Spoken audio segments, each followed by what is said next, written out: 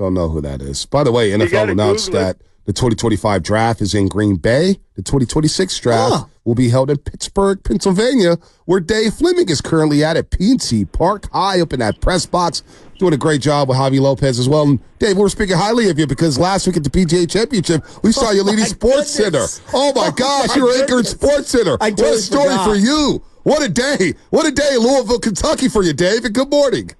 Yeah, good morning. You guys, you had to be up early to see that last week. Let me say, before we get in, we got a lot we can get to, I'm sure, but can I just set the scene for you a little bit here? Absolutely. Please. Okay, because we're moving our days around. So I tried to find the quietest spot I could find. I'm outside an old Pittsburgh espresso bar on, like, the sidewalk tables. There's a flower shop owner yelling at his employees next to me. There's like a 70-year-old air conditioner rattling above me. There's a truck honking its horn. This is the quietest spot I could find. So, so if you hear a little background noise, there's your explanation. But it's a beautiful Pittsburgh day. All right, worst loss of the season so far, I think, last night, 6-2 lead in the ninth inning. I thought the Giants blew an opportunity at the top of the fifth to blow the game open up 4-1. You got bases loaded, one out. Yaz pops out. Luciano pops out. That's that. But the ninth inning there, starting with Luke Jackson. What did you make of the entire ninth inning? Because it's not just, for me personally, it's not just a blame game. I thought it was a team-wide meltdown. I thought Melvin could have done a better job. Duvall could have done a better job. Luke Jackson could have done a better job. Obviously, Luciano with the grounder there, he's got to make that play to get at least one out. Maybe you walk O'Neal Cruz to get to Connor Joe. Just how would you summarize that ninth inning there, Flem, last night, where I thought the game was lost there? Once they got the extras, I thought it was all Pittsburgh. Yeah, I mean, I agree with you that it was a team effort. I mean, and the ninth inning stands out. In the ninth inning, there's no way, one out, nobody on, 4-run lead, no way you should lose that game. Never. You should not lose that game. But it isn't just Luciano. It isn't just Jackson. You walk, you make an error, you issue another walk. You don't execute a pitch when maybe you had an open base and a chance to pitch around a guy who's scorching the ball all night. If you want to be one of the best late inning relievers in the game, you got to perform there.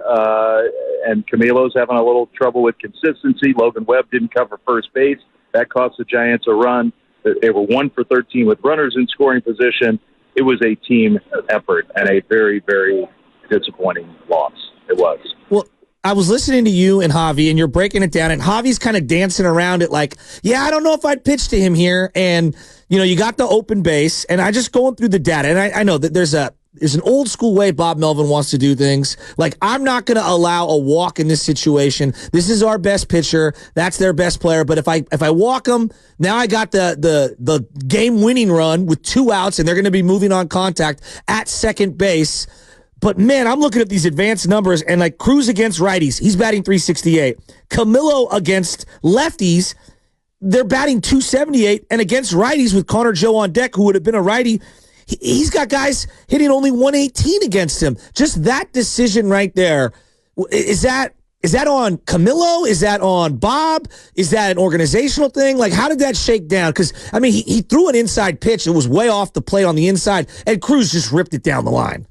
It wasn't a bad pitch. I mean, I do think the fact that it wasn't a bad pitch probably is an even better argument for why you're messing around with that guy in that spot. I'll ask Bob today what he thinks about that. I mean, I'm sure Bob's answer will be, hey, it's my all-star closer. I don't care who's at the plate. We still have the lead. I trust him to go get a guy out. I think that's probably always the way that he's going to think as the manager of this team, and the guy who really, really needs Camilo to be not just good but great. I think we both thought that you got to be extra careful with this guy. He's got a ton of swing and miss in his game. Throw stuff that gets the swing and miss, and if you don't, and he's disciplined enough in the ninth inning with a chance to tie it or win it, if he's disciplined enough to take his walk, take your chances against the next guy. Yeah, I mean, look, I know the numbers also are what they are, and those would be an argument for pitching around him. And then you watch him play the game last night and swing the bat last night, and he's so locked in and confident. I mean, that would, to me, those numbers would be emphasized even more. Dave Flemming here on the Morning Rush on 95.7 The Game. Had to push him up a day. Early game tomorrow where Paul Skeens will be on the mound for the Pirates. Flem, how much patience? Because the youngsters have injected a lot of energy to this fan base. I'm enjoying what I'm seeing from Matos, Ramos, even Luciano, despite the era. We like seeing the young kids play. Kyle Harrison, don't want to leave him out of the equation. I think he's having a very solid rookie season. But how much patience do you believe this front office and Bob Melvin, we'll put him in this category as well, throw him in this box, will have with these youngsters here in the field if they do start to struggle a little bit? Do you think that, hey, this is Matos, Ramos, and Luciano, they're going to play no matter what for the foreseeable future? Or will we see Conforto, Ahmed? How much patience will you think they will have with some of these youngsters here, Flip? Yeah, hard question to answer. Really good question. Probably the biggest question the Giants are facing right now as a franchise, and it's a good problem to have. Like the fact that these young guys have come up and been exciting and been productive and helped lead the best week of the year for this team. They wouldn't have had this winning streak without those young guys. They wouldn't have had the lead last night without those young guys. You are going to have to just talk yourself into, we're going to have some mistakes. The Luciano moment happened at a really bad time. He also, overall, he had a really nice game at shortstop. Yeah. Aside from that moment, like, young guys are not going to be perfect. And old guys aren't either, but young guys especially are going to make some mistakes in bad spots. You have to be willing to live with that if you're seeing the upside play, which so far the Giants have. Conforto, it's hard for me to believe that Conforto's not going to have a pretty big role when he's ready again. Conforto's a good hitter. A left-handed hitter, they probably need at least one more of those in the middle of the lineup. I think Conforto is going to be a big part of this team. Yeah, guys, it probably is dependent on if these young guys keep playing well. I mean, the thing about when you have young guys from your own system who are here now and producing, it's not just a play for now; it's a play for long term, and that's the Giants really badly need that. So. Those guys are not going to lose at bats if they keep swinging it and playing well. Yeah, I mean, Ramos has been way better than I thought defensively, and he's just come up with some clutch hits. And then, like, center field is the open spot right now because of the Jung Hoo Lee injury. So it feels. I guess the question is, could you see Conforto maybe split time with Soler at DH, considering Soler struggles as a DH currently? Yes, I think I could see Conforto. Giving Soler, like, let's say Soler plays 5 days a week. Maybe Conforto is the DH a couple of those days, and then Conforto gets another couple starts in the outfield where, in a particular matchup, either Ramos or Matos or Yaz or whoever takes a day off. I absolutely could see Bob Melvin trying to do something like that. And you can kind of, what a lot of these managers do, Bob certainly doesn't do it to the extent that Gabe Kapler did, where you'd go in his office and you'd see the whiteboard, and it was like everything was plotted out for the next 2 weeks of playing time and rest days and pitching programs. And I mean, Gabe was really into that, but Bob does that too. And you can sort of sit down and map it out over a week and try to communicate with everybody. I've asked Bob about this year, and he said the main thing is he feels as a manager is if you give the player a warning, a heads up, just a little advance notice, whether it's the night before or whatever. Hey, tomorrow I'm going to get you off your feet, give you a rest day that maybe the player wouldn't be expecting. He thinks I've never had any problem with a player as long as you communicate with them. Flem, I do wonder, and I'm thinking about this, and I know you can't speak for the franchise, but I do wonder the end goal with this team, because a couple of weeks ago, Farhan Zaidi was talking to Sousa Slusser of the San Francisco Chronicle, and he said the stakes are high for this team. He spent a lot of money in the offseason. There's nearly a $200 million payroll here that we're talking about. So it does feel like if they fall short of the postseason, it'll be a big disappointment for this organization. However, if the young guys do pop, and I'm with Shasky, I don't want to be confused here. I want to see the young guys. I do want to see the young guys. I'm invested in them, and I like what I see so far. But I also understand that if the losses start to stack up, and they are making mistakes, because mistakes will happen, how much patience will they have? But what do you think the end goal is for this organization this year if they could have it? Do you think that, hey, we want to go to playoffs no matter what, or hey, we know we got some players in Luciano, Matos, and Ramos that could lead us into the future? I think the end goal is the playoffs. Like, this team believes we've brought enough good players in here to where we should be playing postseason baseball. And I think they also rightly believe that with Webb, with Hicks, with Snell, with Harrison, like, you get us into the postseason, I think that's the Giants' mentality. We can go toe-to-toe with anybody.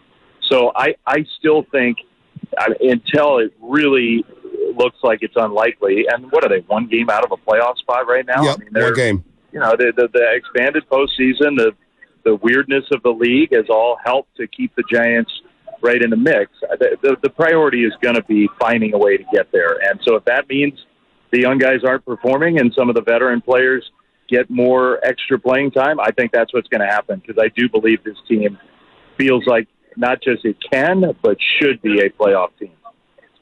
I don't know if I agree with that, but we can talk later on that one. I'm looking at Kyle Harrison and Jordan Hicks right now, and I feel like from your 3 and 4, because that's what anticipated with Snell coming back, your 3 and 4 starters, these guys have been awesome. Jordan Hicks a little better than even Kyle Harrison, but Kyle's so young.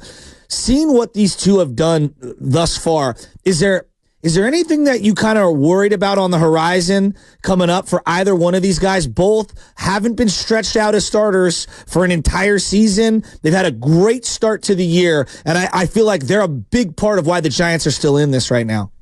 Yeah, I would say, I mean, I'm not worried about it yet, but I think with both of them, you know, just sort of in the back of your mind, keep that 130, 140 inning limit. I don't want to use the word limit, but in an inning number. Threshold, yeah. Yeah, in the back of your mind, because I do believe that's the point where the Giants, especially with Hicks, feel like they really can't afford to push him too much farther past that. So yeah. I think that you know, it's a problem you can deal with as it gets closer. It's going to be closer than you ever thought because Hicks has done so well. But, you know, if he's a 5-inning starter from here over the next couple months and that's what gets you there, the Giants are fine with that if he's pitching as well as he is.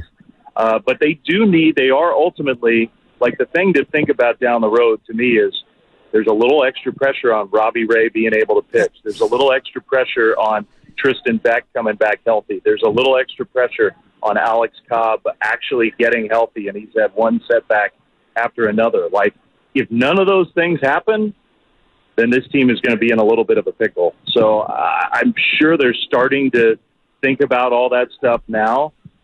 If even one or two of those things happen, I think they're going to be fine. That's interesting. Let's focus on the positive here. What's not lost on me is what you told us a few weeks ago, Flem, is that Matt Chapman was pressing. You could see it in his eyes. Well, what I see in his eyes right now is a guy who's batting 280 in the month of May and is starting to figure it out and get back to his career averages here. Very impressed with the way Matt Chapman has conducted himself at the plate in the month of May. He's starting to come around here, and it feels like there's some type of pressure that's been lifted off his shoulders. I don't know if it's because of the youngsters. I don't know if it's because he hit rock bottom, but we are starting to see the player that the Giants signed in the offseason that we're accustomed to seeing when he was with the Oakland A's. Totally agree. I think maybe the young guys are a little bit of a part of it. And part of it is winning. You know, you win a few games in a row, and everybody feels a little looser, a little less pressure. Mm-hmm. So that's part of it is just, you know, win some games, and it takes the heat off everyone.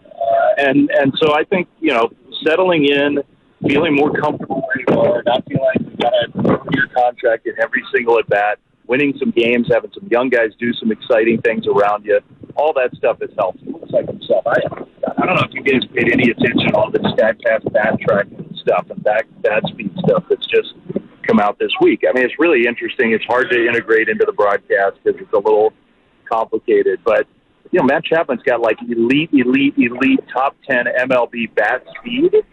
And, I mean, it's not really surprising, but it's kind of eye-opening. And one thing that I think comes with that is some swing and miss. Yes. Like if you're swinging that hard, if you're attacking the ball as hard as he does, you are going to go through some periods where you don't connect. And that's the trade-off he's always made. It's been a good trade-off in his career. He hasn't lost any of that bat speed and that explosion and that athleticism. And so I think it's a good formula for him. You just have to live with some of the quiet weeks where the swing and miss pops up again. Yeah, to highlight another positive story, Sean Jelly's been excellent. Yeah. I mean, absolutely excellent. The last month and a half. Mason Black, young player, like showing promise, but not right where they need him. I think eventually he'll go down and come back up. But this Randy Rodriguez, now I know these bullpen spots, they're evolving constantly. I don't know what he is today is what he's going to be 3 months from now. I'm intrigued by him. To me, he's like a guy, maybe a 7th, 8th inning guy, but he's not the guy I want to ask about. What ideally, if they have a lead, How does it go for you? 7th, 8th, 9th. Obviously, Camilo in the 9th. Who are the guys you go to? Well, I think Walker, Rogers, Doval is the lineup that's what I would use, and that's what Bob Melvin's been using. Eric Miller has put himself in that mix where if you're lefty heavy, maybe Miller is a guy you use in an inning if it's, Ohtani and Freeman or whatever. Pick your lefty. It's Bryce Harper and Kyle Schwarber. I think Eric Miller's earned the right to be considered for those spots, but I think Walker, Rogers, and Doval is a nice 1-2-3 combo. It's funny. I mean, you all those guys you mentioned, I agree with what you're saying.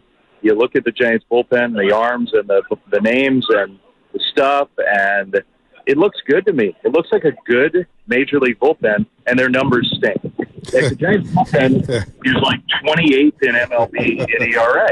And so those guys got to get that figured out. They do. I like all those guys.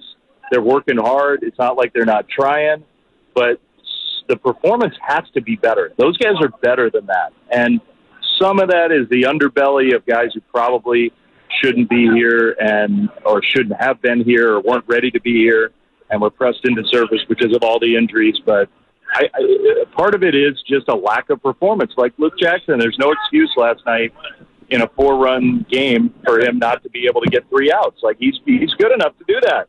And you can't start walking guys and falling behind in the count. And so, I'm sure those guys, it's been a sobering few weeks for them because they know they're better than this. No doubt. I got to ask you before we let you go.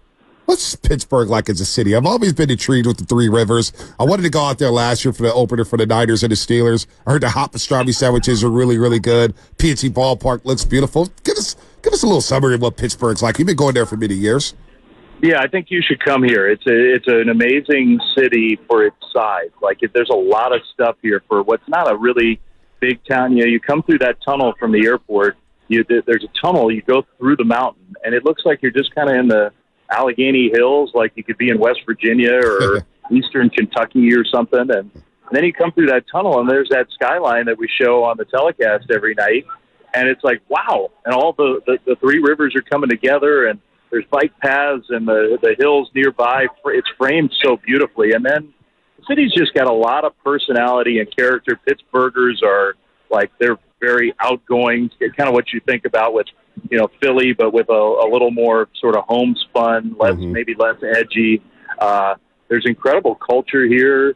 All those bridges were named after Roberto Clemente and Andy Warhol and Rachel Carson and all these people who came from Pittsburgh. Mr. Rogers did his show here for all those years. I know that. Wow. Yeah. Wow, he's from here. They did the Clemente Museum. I went today. I was riding my bike today, and I saw there's this beautiful cemetery, and I thought, well, I'll just ride through there. And I saw a little tiny sign, and it said Josh Gibson. And so I rode my bike over there, and I visited the grave site of Josh Gibson. And some people think he was the greatest player who ever lived. And actually, it was very, very moving to be there because it's this tiny little, almost unkempt grave site with a couple baseballs and bobbleheads and votive candles nearby. And it's so unassuming. It perfectly encapsulates why we need to do a much better job of celebrating those players and why we're going to Rickwood Field in a few weeks and why that's so important. But, Pittsburgh's got an incredible sports history, too. It's a really, really cool, vibrant place. This is a good place to visit. Yeah, sounds like a beautiful day in the neighborhood out there in the Steel City, Flynn, for you, man. Oh, good one. I like it. You like that. I stole that from Spadoni. He told me that. I had to The weather sucks here, though. The weather's terrible. It does. It's either raining or hot and humid or freezing cold. It's a bad weather city. Everything else about it is good. Yeah, I got to visit Pittsburgh, Shask. We got to get out there to PNC Park. Looks like a beautiful yard. Keep FP Santangelo. Make sure he goes to bed on time out there. We're worried about FP out there. But, Flip, thanks for joining us today, man. You got some great pitching matchups over the next 2 days. Skeens. Jones and Skeens. Oh, boy. You got to have Blake Snell tonight. I mean, I'm really excited to watch Blake Snell. I mean, this is big for the Giants. They want to get to the playoffs and be the team they want to be. Blake Snell is going to help get them there. Really good pitching the next couple days. No doubt. Thanks for joining us today, Flip. Appreciate it. All right, talk to you guys soon. Anytime. Dave Flemming here on the Morning Roast on 95.7 The Game. Couple takeaways there. What's